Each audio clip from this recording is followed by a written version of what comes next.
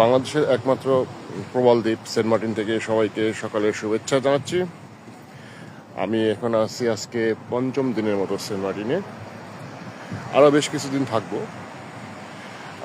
এই মুহূর্তে আছি আমি, আপনারা হয়তো সবাই জানেন, বিশিষ্ট কথা সাহিত্যিক হুমায়ুন আহমেদের একটা বাড়ি আছে সেন্ট মার্টিনে, যে বাড়িটার নাম হচ্ছে সমুদ্র বিলাস। আমি এখন সেই সমুদ্র বিলাসের সামনে দাঁড়িয়ে আছি। যদি দেখানো যায়, এইটা হচ্ছে হুমায়ুন আহমেদের বাড়িটা, সমুদ্র বিলাস। এই বাড়িতে আমি যতটুকু আমরা জানি, এখানে হুমায়ুন আহমেদ যখন জীবিত ছিলেন তখন এখানে এসে মাঝে মাঝে থাকতেন এবং সাহিত্য রচনা করতেন।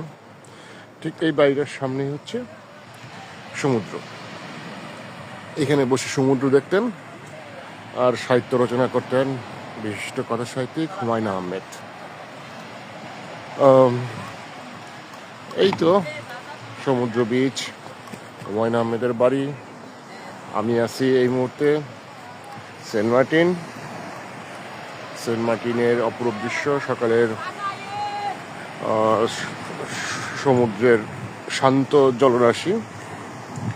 এখন সমুদ্র একেবারেই শান্ত, এই সময়টা শান্ত থাকে, কোনো উত্তলতা নেই, উন্মত্ততা নেই, গর্জন নেই।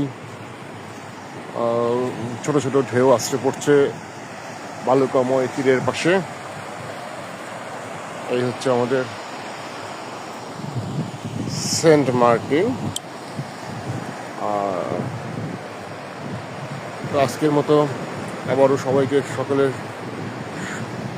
শুভকামনা জানিয়ে এখানে আজকে লাইভটা শেষ করছি।